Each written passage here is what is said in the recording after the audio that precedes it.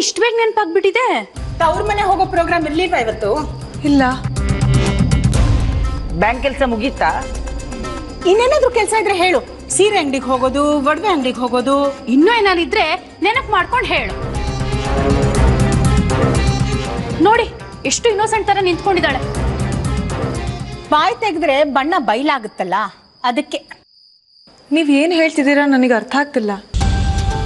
ಆದ್ರೆ ನೀನ್ ಏನ್ ನಡೆಸ್ತಿದ್ಯಾ ಅಂತ ನಮ್ಗೆ ಅರ್ಥ ಆಗಿದೆ. ಬೇಬಿ, ಕೂಗಾಡ್ಬೇಡ್ದೆ. ಎಲ್ರು ಕೂತ್ಕೊಂಡು ಸಮಾಧಾನವಾಗಿ ಮಾತಾಡೋಣ. ಇದೇನ್ ಸಣ್ಣ ಪುಟ್ಟ ವಿಚಾರನ ಅದಕ್ಕೆ ಕೂತ್ಕೊಂಡು ಮಾತಾಡೋದಿಕ್ಕೆ? ನಿಮ್ ಸೊಸೆನ್ ಮೆಡ್ಲ್ಗೆದ್ ಬಂದಿದ್ದಾಳ, ಕೂರ್ಸಿ ಉಪಚಾರ ಮಾಡಿಸಿ ಮಾತಾಡೋದಕ್ಕೆ. ಅಲ್ಲೋ, ಅವಳು ನಮ್ಮನೆ ಸೊಸೆ. ಅವಳನ್ನ ಮರ್ಯಾದೆಯಿಂದ ನಡೆಸ್ಕೋಬೇಕು ನಾವು. ಮಾಡಿರೋದೇ ತಲೆ ತೆಗ್ಸೋ ಕೆಲ್ಸ, ಅದಕ್ಕೆ ಮರ್ಯಾದೆ ಬೇರೆ ಕೇಡು. ನೀವೆಲ್ಲ ಯಾವ ವಿಷಯದ ಬಗ್ಗೆ ಮಾತಾಡ್ತಿದ್ದೀರಾ? ಅದನ್ನಾದ್ರೂ ಹೇಳಿ ಪ್ಲೀಸ್.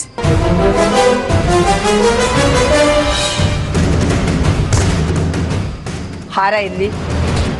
ಯಾವ ಹಾರ? ನೋಡಿ, ಹಾರ ಕೊಟ್ಟಿರೋರ ವಿಚಾರಿಸಿದ್ರು ಯಾವ ಹಾರ ಅಂತ ಕೇಳ್ತಾ ಇದ್ದಾಳೆ.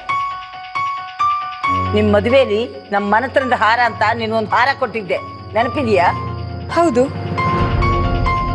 ಆ ಹಾರನ ಈ ಮನೆತನದ ಗೌರವದಷ್ಟೇ ಕಾಪಾಡ್ಕೊಂಡು ಬರ್ತೀನಿ ಅಂತ ಹೇಳಿದ್ಯಲ್ವಮ್ಮ? ಹೌದು, ಈಗ್ಲೂ ಹೇಳ್ತೀನಿ. ನನಗೆ ಈ ಮನೆತನದ ಗೌರವನೂ ಒಂದೇ, ಆ ಹಾರನೂ ಒಂದೇ. ಅದಕ್ಕೆ ಮನೆ ಮರ್ಯಾದೆ ತಗೊಂಡು ಹೋಗಿ ಬೀದಿಲಿ ಹರಾಜ್ ಹಾಕಿರೋದು.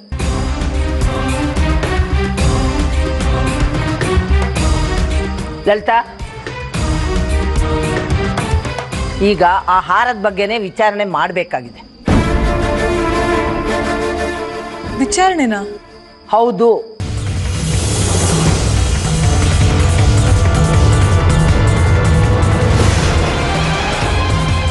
ಚಿನ್ನದಂಗಡಿಯವನು ಹಾರ ಅವನ ಹತ್ರನೇ ಉಳಿಸ್ಕೊಂಡ. ದುಡ್ಡು ಅಡ್ಜಸ್ಟ್ ಮಾಡ್ಕೊಂಡು ಬರ್ತೀನಿ ಅಂತ ಒಳಗೋದ. ಇನ್ಯಾರಿಗೋ ಫೋನ್ ಮಾಡ್ದ. ಪೊಲೀಸ್ನವ್ರಿಗೇನಾದ್ರು ಪೊಲೀಸ್ ಅವ್ರಿಗೆ ಫೋನ್ ಮಾಡಿದರೆ ಇಷ್ಟೊತ್ತಿಗೆ ಪೊಲೀಸ್ ಅವ್ರು ನನ್ನ ಕರ್ಕೊಂಡೋಗಿ ಬೆಂಡೆತ್ತಬೇಕಿತ್ತು. ಹಾಗೂ ಆಗಲಿಲ್ಲ. ಇನ್ಯಾರಿಗೆ ಫೋನ್? ಅವನ್ನ ನಂಬ್ಸಕ್ಕೆ ಶ್ರೀಭಾವನ್ ಹೆಸರು ಹೇಳಿದ್ದೆ. ಭಾವನ್ಗೇನಾದರೂ ಭಾವ ಹಾರದ ಬಗ್ಗೆ ಕೇಳಿದ್ರೆ ಏನು ಹೇಳೋದು? ಜನ್ಮಾವನ್ ಟ್ರಂಕಲ್ ಸಿಕ್ತು ಅಂದರೆ ಭಾವ ನಂಬ್ತಾರ?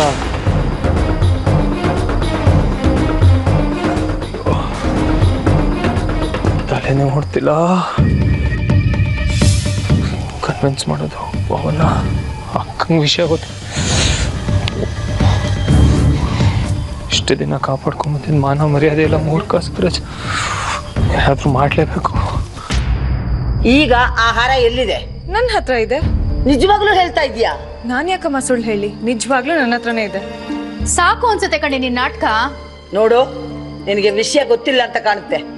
ಆ ಜ್ಯುವೆಲ್ರಿ ಅಂಗಡಿಯವನು ನಮಗೆ ಹಳೆ ಪರಿಚಯ. ನಮಗೆ ಅಂತಾನೆ ಸ್ಪೆಷಲ್ ಆಗಿ ಡಿಸೈನ್ ಮಾಡಿ ಕೊಟ್ಟಿದ್ದಾರೆ. ಮತ್ತೆ ಅದೇ ತರ ಡಿಸೈನು ಬೇರೆ ಯಾರಿಗೂ ಮಾಡಿಕೊಡಲ್ಲ. ನಾವು 2 ಹಾರ ಆರ್ಡರ್ ಮಾಡಿದ್ವಿ. ಒಂದು ನಿನಗೆ ಮದುವೆ ಕೊಡೋಣ ಅಂತ, ಇನ್ನೊಂದು ವಸುಧಾ ಮದುವೆ ಟೈಮಲ್ಲಿ ಅವಳಿಗೆ ಕೊಟ್ರಾಯ್ತು ಅಂತ ಇಟ್ಕೊಂಡಿದ್ದೆ. ಆದ್ರೆ ಶ್ರೀ ನಿಮ್ ಮದುವೆಲಿ ಅವಳಿಗೆ ಹಾರ ಕೊಟ್ಟಿದ್ದಾನೆ ಅಂತ ಅವನೇ ಹೇಳ್ದ. ವಸುನು ಒಪ್ಕೊಂಡಿದ್ದಾಳೆ.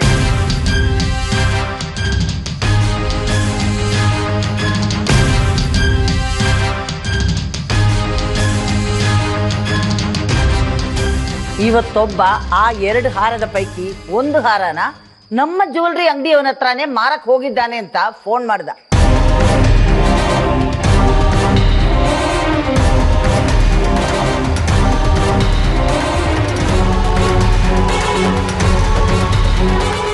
ನಾನ್ ಮಾಡ್ತಿದ್ದು 2 ಹಾರ.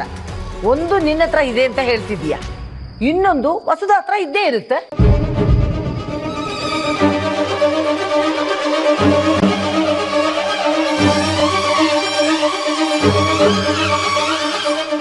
ಜ್ಯುವೆಲ್ರಿ ಶಾಪ್ಗೆ ಮಾರಾಟಕ್ಕೆ ಹೋಗಿರೋ 3ನೇ ಹಾರ ಎಲ್ಲಿಂದ ಬಂತು? ನನಗ್ ಕೇಳಿದ್ರೆ ನಾನು ಹೇಗೆ ಹೇಳಮ್ಮ? ಮಾರಕ್ ಹೋದವ್ರನ್ನ ಕೇಳಿದ್ರೆ ಗೊತ್ತಾಗುತ್ತೆ. ಬೇರೆ ಯಾರೋ ಆಗಿದ್ರೆ ನಾನು ನಿನ್ನನ್ನು ಕೇಳ್ತಿರ್ಲಿಲ್ಲ. ಮಾರಕ್ ಹೋಗಿರೋದು ಬೇರೆ ಯಾರು ಅಲ್ಲ, ನಿನ್ ತಮ್ಮ ರವಿ.